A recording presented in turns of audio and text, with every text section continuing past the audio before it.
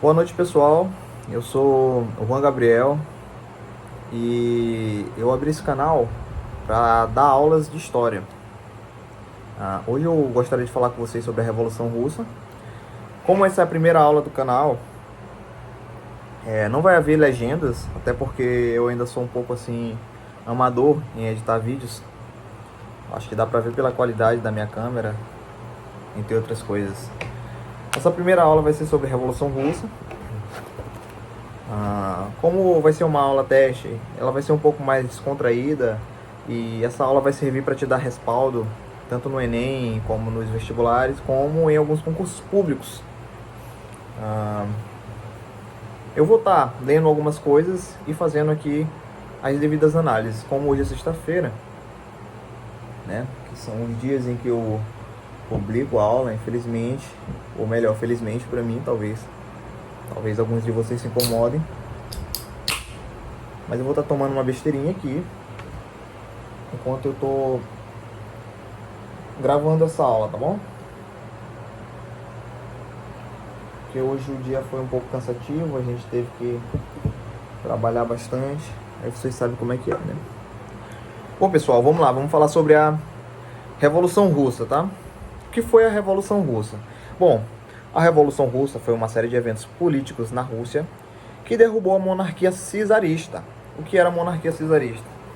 A monarquia czarista, quando ele fala czarista, ele faz referência ao César, ao Império Romano, né? Muitos países tentaram imitar o Império Romano, e até hoje alguns ainda tentam, não é? E a monarquia czarista era a monarquia absolutista da Rússia, certo? E já tinha muita gente insatisfeita com essa monarquia. Estava naquela época das revoluções na Rússia, né? Estava bem próximo da época das revoluções. Na verdade, ainda estava na época das revoluções. E já tinham pessoas com pensamento revolucionário também na Rússia. E resultou na criação da União Soviética, que durou até 1991. Se eu não me engano, o último presidente da União Soviética foi Mikhail Gorbachev, se eu não estiver enganado. Mas eu acredito que foi ele mesmo. Foi o primeiro país a adotar o socialismo, tá? Bora falar um pouco sobre a Rússia czarista.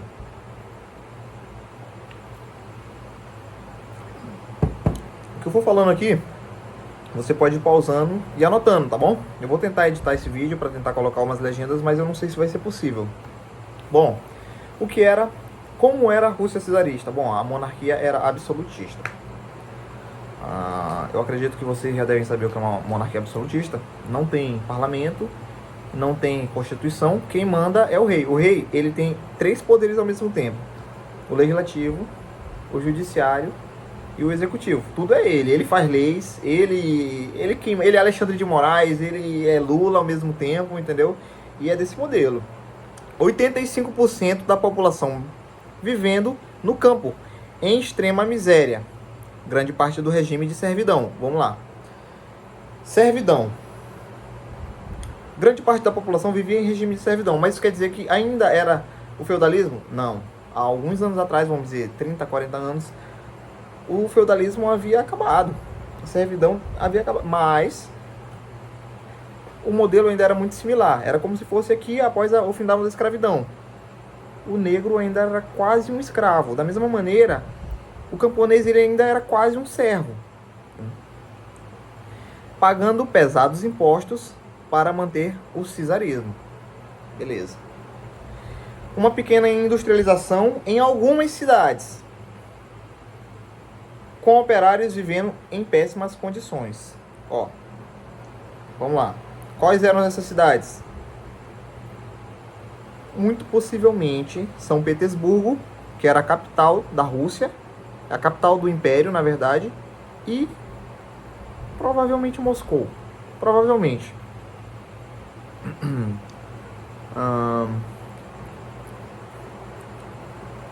Surgimento de movimentos sindicais revolucionários, anarquistas e socialistas.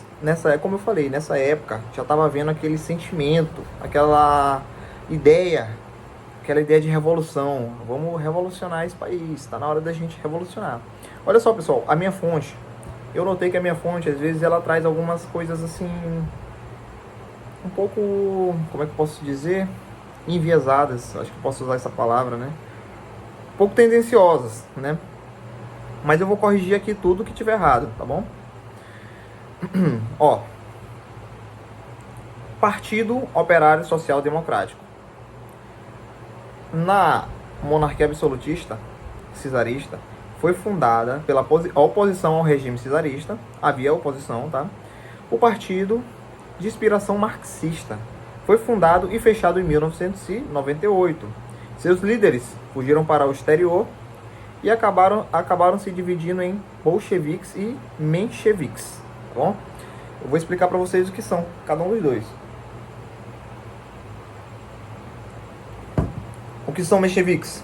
São socialistas. Porém, eles defendem a ideia que os trabalhadores poderiam conquistar o poder através de aliança com a burguesia. Ou seja, eles eram aqueles caras que, rapaz, a gente precisa fazer uma revolução, mas essa revolução, ela pode ser uma revolução mais suave, ela pode ser uma revolução mais na manha. Não precisa matar todo mundo. A gente pode fazer uma aliança aqui com a galera, entendeu? E a gente pode conquistar nossos direitos. Em contrapartida a eles, não exatamente tão contrapartida, porque eles ainda assim eram do mesmo partido, né? Tem os bolcheviques. Nessa época, eles ainda estavam no mesmo partido. Defendiam a ideia de tomada do poder através da revolução. Seu objetivo era a ditadura do proletariado. Proletariado. O que acontece? Já os bolcheviques já não eram dessa maneira. Eles queriam mesmo era sangue, era guerra e estavam querendo mesmo fazer a revolução e dar todo o poder aos trabalhadores. Entendeu? É essa que é a ideia dos bolcheviques. Vamos lá para as revoltas de 1905, tá bom? Como é que a gente pode contextualizar? Nicolau II era o czar da Rússia, tá beleza? A gente pode dizer que ele não era um administrador muito bom. Ele não era esse tipo de administrador.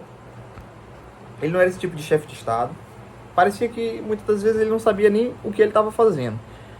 Domingo Sangrento. Preste atenção agora, porque eu vou falar uma coisa importante.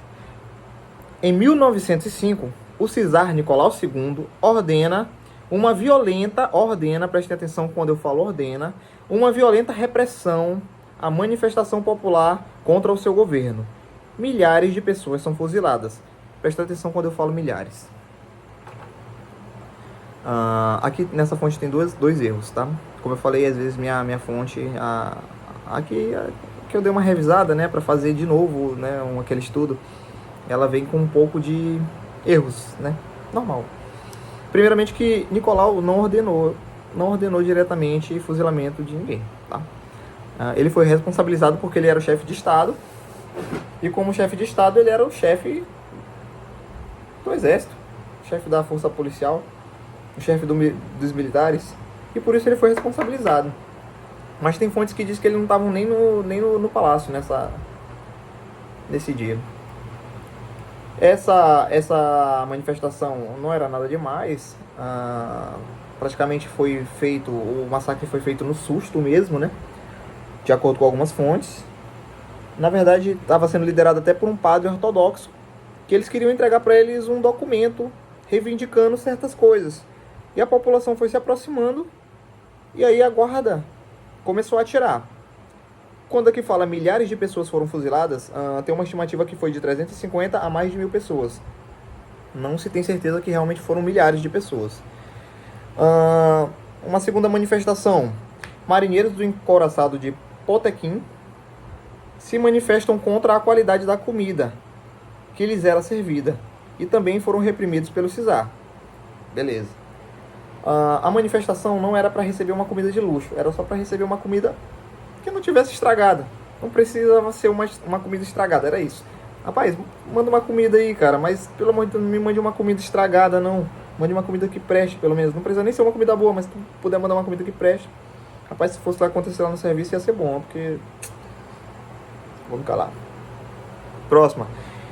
Neste ano, qual ano? 1905, como eu acabei de falar, né?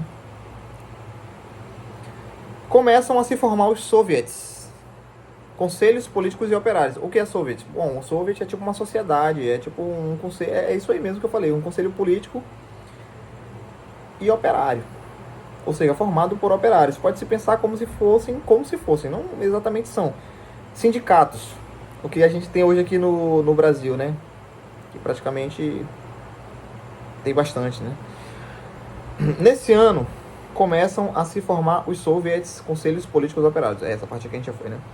Para tentar conter a revolta popular, Nicolau II anuncia o fim do absolutismo, ou seja, a eleição de uma Assembleia Constituinte. O que é uma Assembleia Constituinte? Uma Assembleia que vai formar uma Constituição. É isso. Assim que se acaba com o absolutismo. Como? Formando uma Assembleia Constituinte que vai fazer uma Constituição. Ou seja, aquilo, uma lei que até mesmo o imperador vai precisar seguir. Isso é uma Constituição, tá bom? No caso, apesar de que algumas coisas no Brasil hoje não estão, né, muito assim de acordo com a Constituição, a gente vê que tem uma Constituição. E por mais que a pessoa muitas vezes não siga a Constituição, ela tem que dizer assim, olha, isso aqui é constitucional. Ou seja, na teoria era para eles seguirem a Constituição, mas hoje em dia não está sendo seguido, tá? Então é isso. Pois é, só que o que acontece mais tarde é que essa Assembleia Constituinte do Nicolau, ela também não vai bem funcionar. Ele não queria que funcionasse, ele queria mesmo, né? Tava com o desgaste do cesarismo. Vamos para a parte do desgaste do cesarismo, né? Nicolau dissolve o parlamento, ou seja, ele já foi o que eu acabei de falar, né? Ele não queria assembleia nenhuma. Ele já dissolveu o parlamento e não elaborou constituição nenhuma. Voltou o regime absolutista, beleza? A Rússia, a gente vai falar isso na próxima aula, que vai ser de Primeira Guerra Mundial. A Rússia estava com problemas internos e ela tem a ideia genial de entrar na Primeira Guerra Mundial. Czar, como eu falei, ele não era um bom administrador. E ele foi para a Primeira Guerra Mundial. Inclusive, tem alguns fatos sobre essa Primeira Guerra Mundial que não vão vir ao fato porque não vão vir ao caso, porque não vão cair na prova de vocês. Mas tem algumas ideias sobre essa Primeira Guerra Mundial. Ele mesmo comandou o exército, coisa que não era para ele ter feito. Ele disse que ele sonhou com Jesus Cristo, mandando ele comandar o exército russo. Mas isso também não vai vir ao caso, tá? Isso aí são algumas fontes, no caso pode ser considerado até mesmo lenda, tá? E isso aí prejudicou. Eles terem entrado na Primeira Guerra Mundial prejudicou muito a economia da Rússia. Ou seja, todo mundo já estava zangado, tá? Deu uma melhorada porque ele disse que ia acabar com a monarquia absolutista, mas aí ele entra na guerra e acaba mais ainda com a economia dele que já estava acabada, que já estava ruim. Aí a população não tem jeito, né? A população vai ter que se zangar de novo. Só que agora não é mais só a população, agora são os militares também. Os caras estão na guerra e não tem comida, não tem dinheiro, não tem mais nada. E aí, Cesar, como é que vai ser? Rapaz, a gente não tá mais te tancando aqui. A gente não tá mais te aguentando. A gente vai ter que fazer uma revolução. Beleza. Greves de trabalhadores russos, urbanos e rurais espalham-se pelo território russo. Pessoal, quando um país está em guerra, a maior parte do dinheiro dele, ou melhor, boa parte, não vou dizer a maior porque eu também sacanagem, mas boa parte do dinheiro dele vai para a guerra. E aí os trabalhadores ficam mais prejudicados ainda, tá? E aí os trabalhadores que já estavam naquela época lá, do Domingo Sangrento, reivindicando melhores condições de vida, começam a reivindicar ainda mais. Porque agora a questão pior, porque agora, além de já estar ruim, o Czar ainda quis entrar em guerra. Ou seja, piorou, né? Muitos motins acontecem dentro do próprio território russo, dentro do próprio exército russo, tá? Como eu falei antes, agora não era mais só os trabalhadores, agora era o exército também que já tá aí a reivindicar seus direitos. E o exército, pense bem comigo, se o cara que está trabalhando numa fábrica, ele já tá zangado porque ele não tá recebendo dinheiro, não tá recebendo nada, imagina um soldado que tá na frente de batalha. Esse cara que quer dizer que eu tô arriscando aqui minha vida e não vou ganhar nada com isso, não tô ganhando nada, minha vida ainda tá ruim aqui. Não é assim. A população pedia a democracia, empregos, melhores salários e o fim da monarquia czarista. Beleza. Então esses foram os motivos, né? Agora a gente vai para a revolução em si, tá bom? Essa revolução a gente vai dividir ela em duas fases. Primeiro, a Revolução de Fevereiro de 1917. Ela vai ser menchevique. Assim, os dois vão participar, mas em sua maioria, a sua liderança vai ser menchevique, tá bom? Já a de outubro de 1917 vai ser bolchevique, liderada já por Vladimir Lenin, o diabão da Revolução, tá? Revolução de Fevereiro de 1917. Primeira fase da Revolução Russa. O que acontece nela? A abolição de Nicolau II e o fim da... Desculpa, errei. A abdicação de Nicolau II e o fim da monarquia. Nicolau abdica, tá? Praticamente no meio da guerra, ele abdica, tá? Por isso que a Rússia vai sair da Primeira Guerra Mundial. Vocês vão ver na aula de Primeira Guerra Mundial que a Rússia vai sair, tá? Mas essa abdicação, ela não foi exatamente assim, abdico, entra logo, não. Foi pensado em passar para o filho dele, mas por problemas de saúde, e também problemas mesmo, eu acredito que ninguém ia querer isso para o seu filho, né? Depois foi pensado, se eu não me engano, até chegou a ser passado para o irmão dele, que abdicou também rapidamente, e aí os mencheviques ficaram no governo, tá? Kerensky, o menchevique, como governador provisório, como governo provisório, procurando estabelecer uma república liberal, para ver o que ele queria. O que ele fez? Uma república liberal. Ele estava procurando estabelecer uma república liberal, não exatamente o socialismo ainda. Aqui havia uma dualidade de poderes, opondo-se ao governo provisório, órgãos dos capitalistas e dos latifundiários, ou seja, os antigos, né, os capitalistas e os latifundiários ainda estavam aí, os chefões ainda estavam ainda no poder, de certa maneira, tá entendendo? Em contrapartida, tinha os soviets, órgãos do poder operário, soldados e camponeses. Aí entravam os bolcheviques, né? Que estavam do lado dos operários mesmo, que estavam do lado dos soldados, dos camponeses, da galera que estava se lascando. Agora vamos para a Revolução de Outubro de 1917, segunda fase da Revolução. O lema dela era todo o poder aos soviets, acredito que vocês já ouviram isso. Liderados por Vladimir Lenin, os bolcheviques fizeram uma nova revolução, prometendo paz, terra, pão, liberdade e trabalho. Conseguiram? Não. Mas, de certa maneira, eles prometeram. Conseguiram? Rapaz, de certa maneira a gente pode até dizer que sim. Pão, mas pouco pão. Terra, mas pouca terra. Liberdade, quase nenhuma. E trabalho, tinha muito trabalho sim, é verdade. Agora, próxima parte. Lenin assume o governo da Rússia. Instala o socialismo. Redistribui as terras dos camponeses. Entrega as fábricas aos operários. E nacionaliza os bancos. Isso foi bom?